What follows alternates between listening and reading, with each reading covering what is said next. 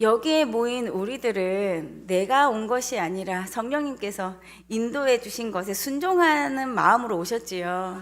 네, 이곳에 발걸음을 재촉하여 오신 여러분들을 축복하고 사랑합니다.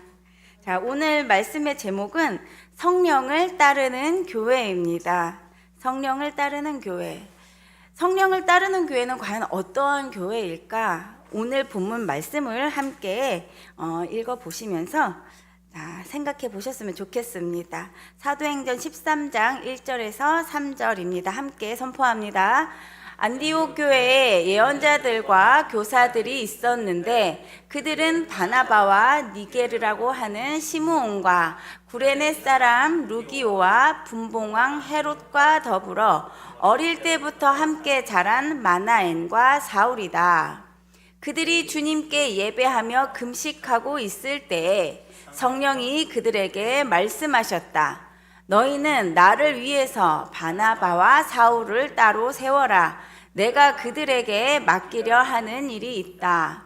그래서 그들은 금식하고 기도한 뒤에 두 사람에게 안수를 하여 떠나 보냈다. 아멘. 자, 우리가 벌써 사도행전 13장까지 접어들었습니다. 사도행전 전체적인 그 내용을 한번 세 단계로 살펴보고 넘어가고자 합니다. 첫 번째 단계는 1장부터 7장까지입니다. 이 7장까지의 내용은 오순절 성령 강림으로 인해서 예루살렘 교회가 세워짐을 우리가 함께 보았습니다. 그 다음 두 번째 단계는 8장부터 12장입니다. 유대와 사마리아 및 팔레스틴 전 지역에 복음과 교회 확장이 이루어지는 모습을 우리는 지금까지 보았습니다. 자, 13장에서 사도행전 마지막 장까지는 안디옥에서 로마까지의 복음과 교회 확장의 내용을 담고 있습니다. 지금까지의 이 복음 증거의 확장은 그 중심 인물이 바로 유대인의 사도로 불리는 베드로 중심으로 예루살렘 교회가 중축이 되어서 증거가 되어 왔었습니다. 그런데 이제 오늘 본문 13장부터는 이방인의 사도로 부름받은 사울을 중심으로 이방 땅에 세워진 안디옥 교회가 중심축이 되어서 선교 사역을 진행하는 모습을 우리는 살펴보게 될 것입니다. 자, 바울의 제1차 전도 여행은 시기적으로 AD 47년부터 49년 사이에 약 2년 정도 소요된 그러한 여행이었습니다. 그의 전도 여행 거리는 2300km 정도 되는 거리였는데 바울의 교통수단은 걷는 것과 또는 배를 이용한다는 점을 생각해 볼 때 2300km나 되는 그 거리는 결코 쉬운 거리는 아니었습니다. 바울의 전도 중심 지역은 지중해 동부에 위치한 구브로, 즉 키프로스와 남부 갈라디아 지방입니다. 우리가 바울의 전도 여행을 함께 하면서 이름만 알면 잘 그 지역이 어떤 지역인지 잘 알 수가 없습니다. 그래서 이 지역을 조금 더 이해를 돕기 위해서 종종 이제 지도를 사용할 건데 한번 첨부 사진 있으면 보여주세요. 자, 지도를 보시면 빨간 글씨로 구브로라고 써 있는 밑에 섬 보이시나요? 그리고 그 위쪽으로 보면 갈라디아라고 빨간 색깔로 이렇게 글씨가 써 있습니다. 이 지역을 지금 우리 사울이 이렇게 이제 여행을 하게 됩니다. 1차적인 선교 여행을 하게 됩니다. 이 지역을 조금 더 확대해서 보겠습니다. 이 지역을 확대해서 보면 출발점이 안디옥에서 출발을 합니다. 안디옥에서 구브로라는 섬으로 갑니다. 그리고 그 위쪽으로 보면 버가라고 보이시지요? 버가라는 지역에 가서 전도를 하고, 그리고 오늘 말씀에 나오는 비시디아 안디옥이라는 지역이 있습니다. 그리고 저 지역을 지나서 이고니온, 루스드라, 더베 이렇게 전도를 하고 돌아올 때는 거꾸로 루스드라, 이고니온, 비시디아 안디옥, 그 다음에 버가에서 이탈리아를 걸쳐서 안디옥으로 갑니다. 우리가 성경에서 지역 이름만 계속 나오면 사실 이게 무슨 지역인지 잘 몰라요. 그렇지만 우리가 지도를 이렇게 한번 살펴보면 아마 다음번 성경 볼 때, 아, 이런 지역 대충 머리로 이렇게 그려질 거라고 생각이 됩니다. 자, 이제 지금까지는 13장에 들어가면서 이제 새로운 이야기가 펼쳐질 바울의 1차 전도 여행의 전반적인 이 배경입니다. 배경을 살펴보았습니다. 이제 본격적으로 본문으로 들어가 보겠습니다. 자, 우리 옆 사람, 앞뒤 사람의 얼굴을 한번 보시겠어요? 어떠세요? 웃음이 나요. 이곳에 모인 사람분들 중에 눈, 코, 입 저랑 다 다르게 생기셨습니다. 그쵸? 나랑은 다 다르게 생겼습니다. 성격도 다르고 살아온 환경도 다르고 삶을 살아가는 가치관도 다 다른 분들이 이곳에 모여 있습니다. 아마 내 생각과 계획으로 우리가 만난다면 과연 여기에 모인 사람들 중에 내 마음에 꼭 합해서 내 마음에 꼭 들어서 만날 수 있는 사람이 과연 몇 명이나 될 수 있을까요? 우리는 내 마음대로 드는 사람 만나기 쉽지 않습니다. 남편분 마음에 드십니까? 100%? 아니래요. 바로 아니래요. 맞습니다. 함께 사는 남편도 100% 다 마음에 들 수가 없지요. 다르게 지어졌기 때문에 물론 당연한 것입니다. 그런데 참 신기한 게 교회라는 곳은 각자의 개성이 다 다른 사람들이 모였는데도 불구하고 우리는 이곳에만 모이면 함께 예배를 하고 함께 음식 먹으면서 깔깔깔 웃고 하나 되어서 지낼 수 있다는 것이 저는 정말 신기하다고 느낍니다. 자, 13장 1절에서도 안디옥 교회에 선지자들과 또 교사들이 모였는데 참 신기한 조합이 모였습니다. 함께 보시겠습니다. 안디옥 교회에 예언자들과 교사들이 있었는데 그들은 바나바와 니게르라고 하는 시므온과 구레네 사람 루기오와 분봉왕 헤롯과 더불어 어릴 때부터 함께 자란 마나엔과 사울이다. 첫 번째 인물은 정통 유대인이자 존경받는 위로자였던 바나바가 나옵니다. 두 번째 인물은 시므온입니다. 이 시므온은 라틴어로 니게르라고 하는데 이 뜻은 검다라는 뜻입니다. 그래서 아프리카 흑인 출신을 말합니다. 이 당시 로마 제국에는 인종차별이 있었지요. 출신에 따른 그러한 편견이 강해서 흑인을 야만인으로 이렇게 낮추어 보기도 했습니다. 세 번째 인물은 루기오로 북아프리카 출신의 이방 지역의 유대인이었고, 네 번째 마나에는 침례 요한을 죽이고 예수님을 조롱했던 분봉왕 헤롯과 함께 자란 왕실 출신의 귀족입니다.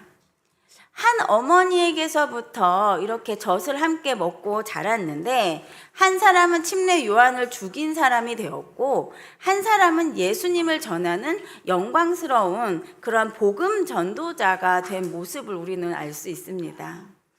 자, 마지막 인물은 바로 교회를 잔혹하게 핍박했던 그러한 바리새인 엘리트 사울입니다. 이들은 출신, 인종, 문화, 사회적 계급, 또 예전의 과거 모두 다른 사람들이 함께 모인 공동체였습니다. 세상의 기준으로는 결코 섞일 수 없는 그러한 자들이죠. 그렇다면 이 5사람이 하나님 안에서 하나가 될 수 있었던 이유는 무엇일까요? 그들은 모두 예수 그리스도의 은혜로 인해서 변화된 사람들이었습니다. 그리고 성령 안에서 한 몸이 된 하나님의 백성들이었습니다. 세상은 사람을 인종과 계층, 학벌과 배경으로 나누지만 복음은 서로 다른 사람들을 하나 되게 하는 신비한 능력이 있습니다. 흑인도 귀족도 유대인도 이방인도 과거의 핍박자일지라도 십자가 앞에서는 모두가 죄인이었고 예수님의 은혜로 구원받은 하나님의 자녀였습니다. 이들은 서로 차별하지 않았습니다. 또한 어떠한 과거도 문제 삼지 않았습니다. 하나님의 자녀인 이들은 모든 편견의 눈을 씻어내고 오직 예수 그리스도 안에서 서로가 한 형제가 되어서 복음을 전파하는 그러한 동역자가 되었습니다. 저는 이렇게 세상의 조합으로는 이룰 수 없는 이들이 주님 안에서 하나가 되어서 함께 주님의 일꾼으로 이렇게 모여 있는 모습이야말로 우리가 함께하는 이 예수님이 함께하는 교회가 지향해서 나가야 할 교회 모습이구나 라는 감탄이 왔습니다. 그런 확신이 생겼습니다. 우리 교회가 처음 세워질 때부터 가장 중요하게 여긴 부분들이 있습니다. 그 중에 하나가 주님 안에 우리는 하나라는 것이었습니다. 그 점을 항상 강조하며 지내왔었는데 우리는 개개인의 모습을 바라보면 참 다 말로 표현할 수 없는 힘든 삶을 살아오신 분들입니다. 참 연약하고 또 마음 아픈 그러한 사람들이 여기에 모여 계신 걸로 저는 알고 있습니다. 각각마다 어쩜 그리 사연들도 이렇게 가지각색이고 또 다양한 아픈 사연들이 있는지 버티고 이 자리에 계신 것만으로도 기적이구나 이렇게 느낄 때가 있습니다. 이처럼 우리의 모습은 어쩌면 외인구단처럼 세상의 중심에서 밀려난 사람들 같습니다. 주목받지 못하는 우리들의 모습 같습니다. 그러나 여러분, 예수님과 함께하는 교회의 모습은 어떻게 생각하십니까? 우리 은희자매 얘기 좀 할게요. 괜찮죠? 우리 은희자매의 집은 교회와 완전히 반대 방향의 거리에 있습니다. 거의 끝이죠. 끝에서 끝입니다. 그래서 차를 타고 오니까 보통 차가 조금 막히고 하니까 1시간 정도 걸리더라고요. 그러니까 수요 예배 때는 사실 더 오는 게 쉽지 않을 거예요. 막히는 시간이 있기 때문에. 그럼에도 불구하고 은희자매가 하는 말이 자기는 교회 오는 게 너무 신이 난대요. 네. 저도 놀랬습니다. 그래서 집에서 어머니가 물어보셨대요. 은희야, 너 교회 사진을 보니까 얼굴이 막 싱글벙글하던데 교회 가면 뭐가 그렇게 좋으니? 라고 물어보셨대요. 그때 우리 은희 자매가 대답하기를 교회 가면 자기 예뻐해주는 사람도 있고 또 자기를 사랑해주는 게 느껴진다고 이렇게 대답을 했다고 합니다. 이처럼 복음으로 하나 된 우리들은 하나님을 나의 아버지라고 부르면서 형제 자매가 된 한 가족입니다. 그렇기 때문에 서로가 서로를 보는 모습 그대로, 있는 모습 그대로 받아주고 챙겨주고 서로의 일을 내일처럼 함께 기도해 나가는 이러한 모습들이 결속력 있게 더욱 단단하게 하는 한 지체가 되는 것 같습니다. 며칠 전에는 우리 예안이에게 성현 전도사님이 카톡을 보내셨더라고요. 예안아, 무슨 일 생기면 전도사님한테 전화해. 이렇게 그런 카톡이 왔더라고요. 이 세상은 정말 혼자 살아가기는 너무 버거운 세상입니다. 그렇지만 이 세상 가운데 예수님의 이름으로 함께 해주는 내 형제 자매가 옆에 있다는 것이 얼마나 든든한 일입니까? 교회는 바로 이런 곳이어야 합니다. 교회가 건물이 크고 또 체계적으로 행정이 잘 이루어지고 또 유익한 배움이 있고 다 좋습니다. 훌륭합니다. 하지만 예수님의 핏값으로 세워진 이 진짜 교회는 예수님의 사랑이 개개인 한 사람 한 사람에게 흘러 들어가서 예수님을 볼 수 있어야 진짜 교회입니다. 우리는 예수님의 복음을 전하는 전달자로서 나를 통해 예수님의 사랑이 흘러가는 그러한 교회가 되어야겠습니다. 또한 그러한 교회로 지금까지 우리 교회를 하나님께서 잘 든든하게 세워주고 계심을 너무나 감사드립니다. 이 시간을 통해서 부끄럽지만 우리 형제 자매들에게 서로 감사하다고 인사하는 시간을 좀 가져보면 어떨까요? 서로 좀 바라보시고 함께 해주셔서 감사합니다. 함께 해주셔서 기쁩니다. 여러분을 통해서 예수님을 봅니다. 자, 감사합니다. 자, 여기에 모인 여러분들은 이 교회의 기둥이십니다. 아멘. 우리는 더욱더 끈끈하게 하나로 세워져 가는 모습을 우리뿐만 아니라 새로운 다른 누군가가 왔을 때에도 또 우리 말고 다음 세대까지도 이러한 사랑이 계속해서 내려갈 수 있도록 힘써야 할 것입니다. 제가 한때 심각한 고민을 한 적이 있습니다. 제 고민을 듣고 여러분은 어떻게 생각하시는지 한번 스스로 생각해 보셨으면 좋겠습니다. 제가 박 목사님을 처음 만났을 때는 그 어둠의 정도가 그렇게 깊은지 몰랐습니다. 그래서 별 생각이 없었었는데 살다 보니까 그 어둠의 깊이가 제가 생각한 깊이보다 깊더라고요. 그래서 그 수위가 너무 깊어질 때마다 제가 이거 너무 깊은데? 여기까지 와버렸네? 이렇게 생각들 때가 너무 많은 거예요. 훅 하고 뒤돌아보니까 여기까지 와버린 거예요? 이제 빼지도 못해요. 그런데 제가 박 목사님하고 이렇게 같이 지인분들을 여러 분 만났는데 그 만난 분 중에 몇 번의 그 어둠의 형님들을 같이 만난 시간이 있었습니다. 지금은 괜찮습니다. 지금은 괜찮지만 처음 그분들을 만나러 갈 때는 얼마나 긴장이 되는지 사실은 차문을 열고 내리고 싶은 생각이 들었습니다. 무서웠거든요. 막 울그락불그락 할 줄 알았습니다.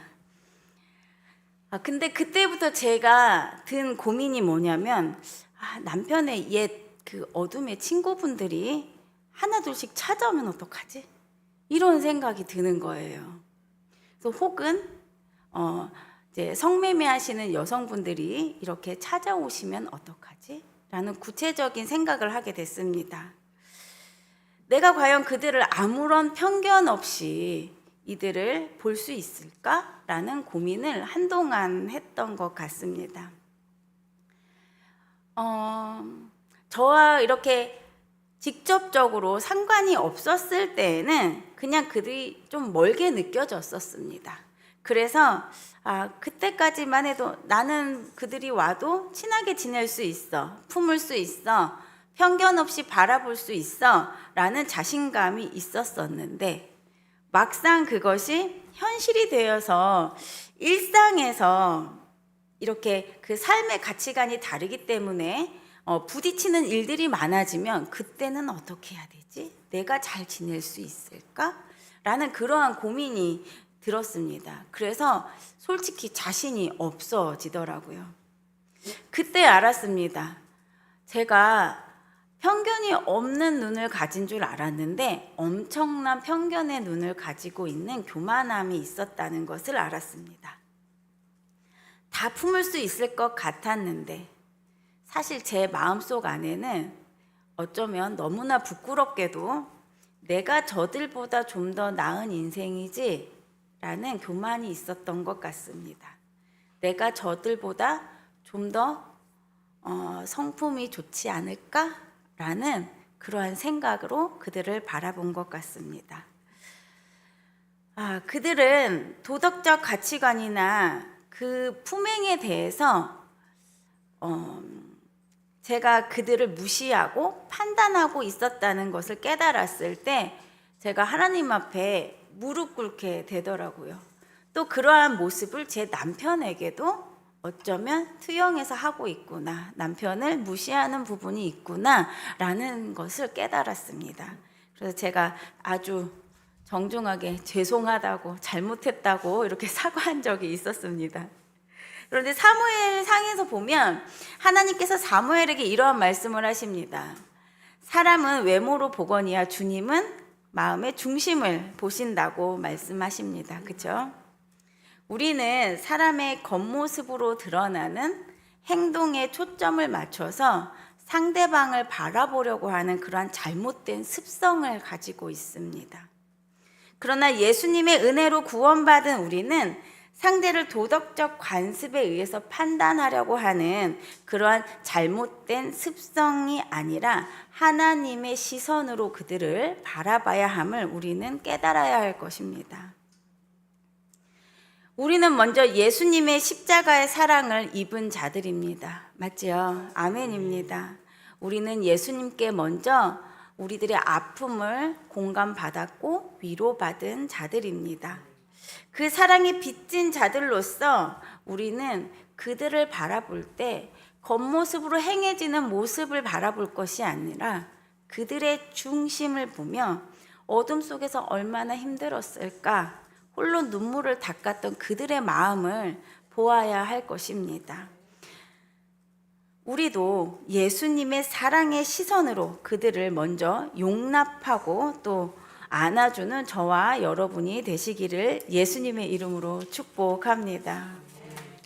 우리 예수님과 함께하는 교회는 누구든지 와서 사랑받고 누구든지 와서 회복되고 누구든지 와서 함께 형제 자매가 될 수 있는 안디옥 교회와 같은 그러한 교회가 되어야 합니다. 하나님께서 우리를 있는 모습 그대로 받아주셨듯이 우리도 하나님의 시선으로 서로를 바라보고 더욱더 끈끈하게 하나 되어서 복음의 역사를 이루어가는 주님의 교회가 되어 봅시다. 아멘.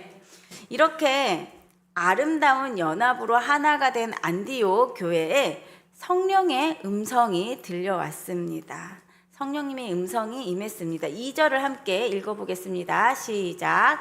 그들이 주님께 예배하며 금식하고 있을 때에 성령이 그들에게 말씀하셨다. 너희는 나를 위하여 바나바와 사울을 따로 세워라. 내가 그들에게 맡기려 하는 일이 있다. 아멘. 이들은 주를 섬겨 금식을 했다고 합니다. 몇 주 전에 우리 이혜준 전도사님도 3일 금식을 무사히 마치셨습니다. 금식은 단순히 음식을 끊고 하나님께 나의 요구를 들어달라고 요청을 하는 그런 무례한 행위가 아닙니다. 금식은 자신의 연약함을 인정하고 하나님의 주권과 은혜를 구하는 강력한 영적인 결단입니다. 금식은 여러 가지 유익이 있습니다. 하나님께서 기뻐하시는 참된 금식은 삶을 얽매이는 영적이고 정서적인 매임에서 풀어지게 합니다.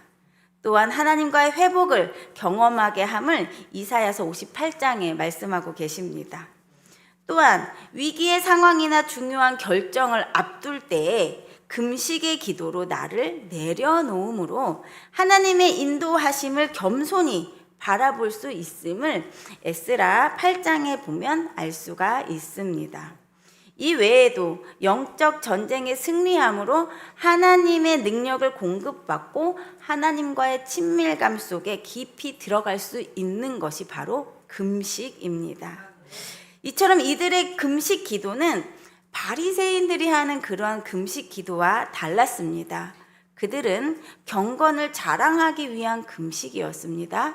또한 자신의 육신을 영혼에서 해방시키려고 하는 영지주의적 금식도 아니었습니다.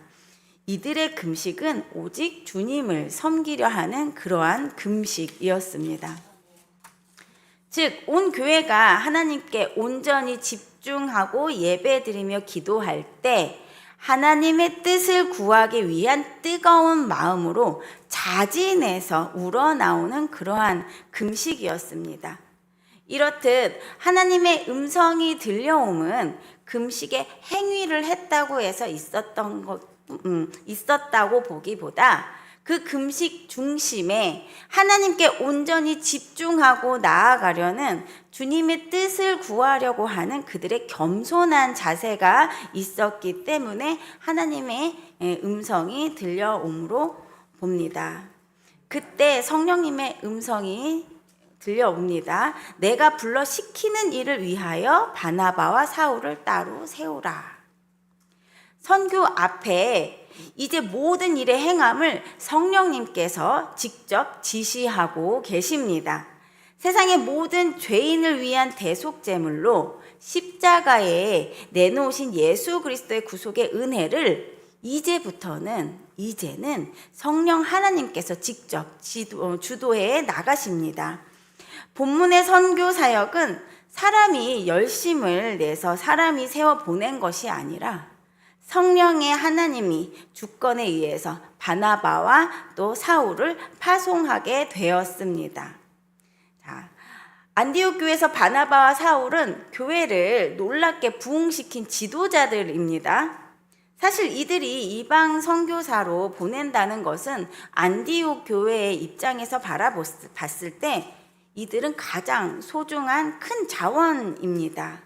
그리고 교회에 큰 손실이 있을 수 있는 상황입니다. 그럼에도 불구하고 안디옥 교회의 이 성도들은 바나바와 사울을 이방 선교를 위해서 그들을 구속하지 않고 부담 없이 자유롭게 떠날 수 있도록 보내주었습니다.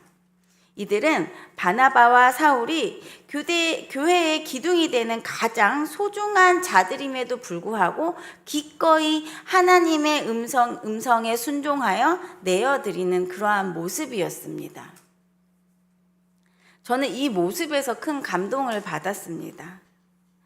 바나바와 사울을 구속하지 않고 자유롭게 떠나보낼 수 있다는 것, 그것은 곧 성령님께만 의지한다는 굳은 결심이었기 때문입니다.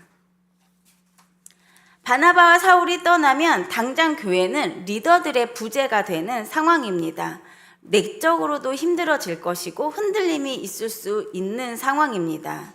교회 유지와 또 인간적인 모든 어려움이 닥칠 수 있는 상황이지만 이 모든 것들을 이 안디옥 성도들은 주님께 기꺼이 내어드리며 의지하고 극복해 나가겠다는 굳은 결심의 마음이 담겨 있습니다.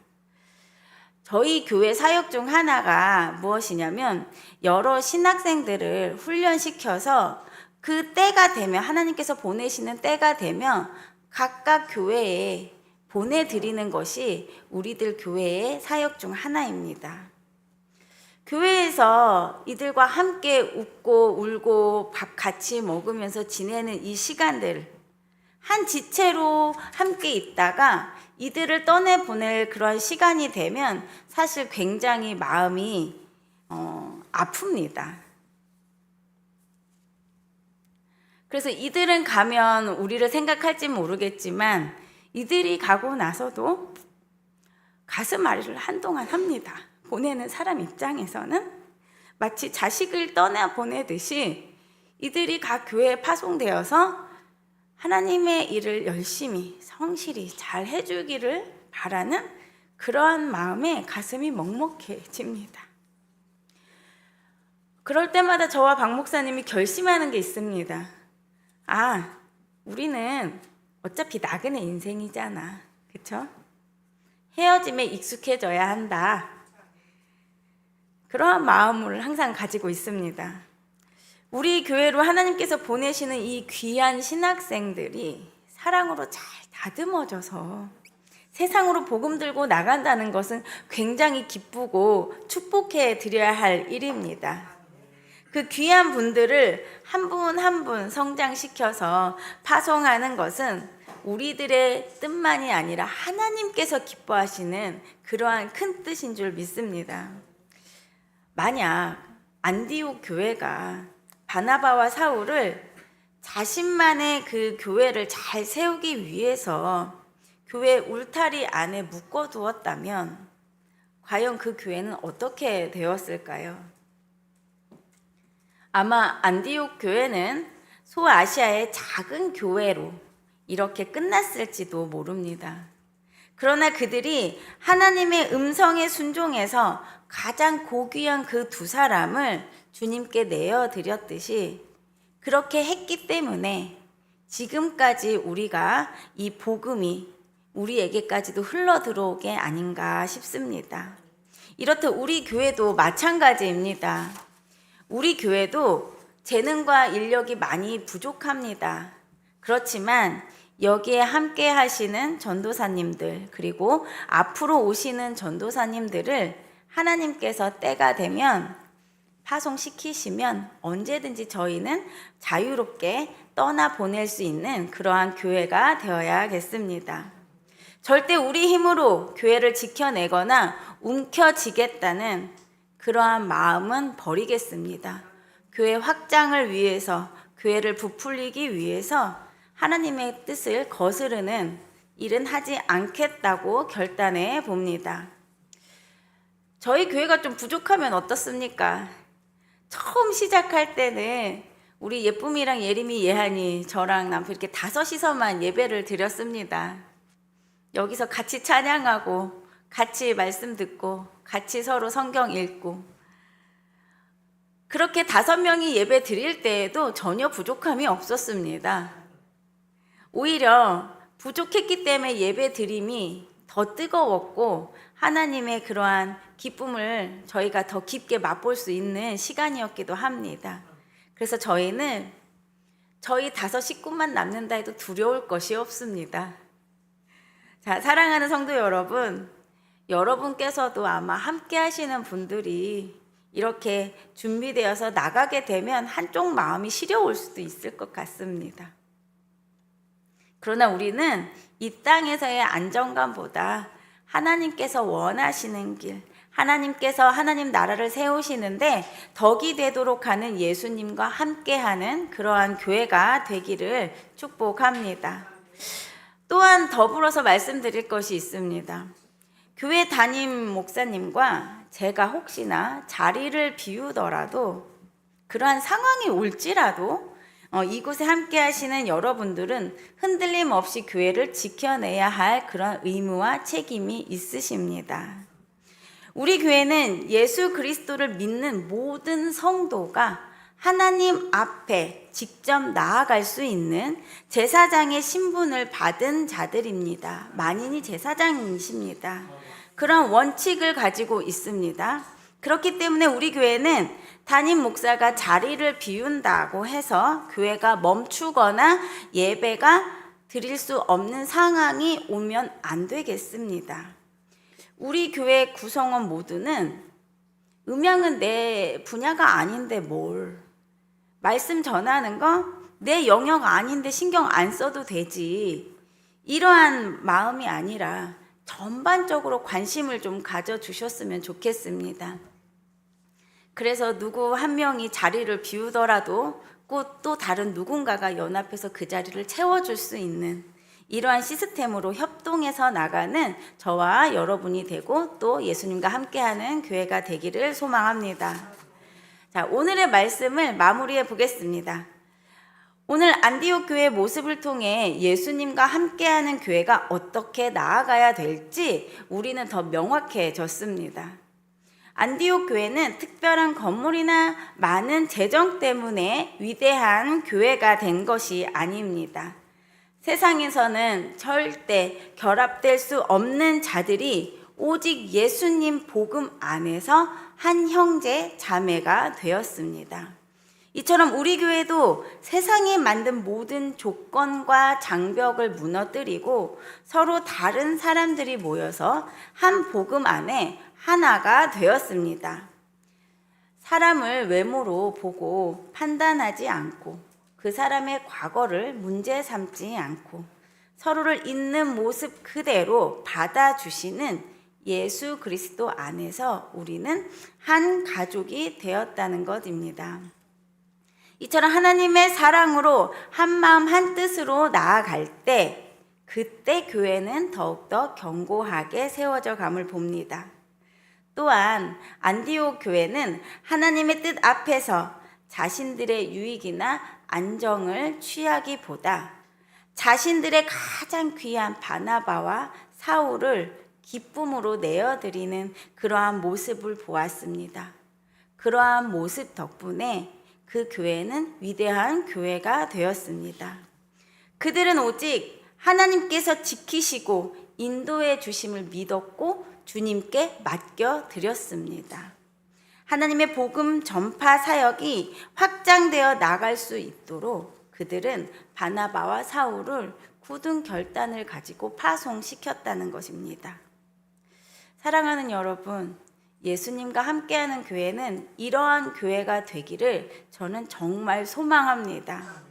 세상의 편견보다 사랑으로 감싸는 교회, 또 안정적 움켜짐보다 가장 소중한 것을 주님께 내어드릴 수 있는 그러한 교회, 또 사람의 계획보다 성령님의 인도하심을 따라가는 그러한 교회로 더욱더 성장할 우리 교회를 기대해 봅니다.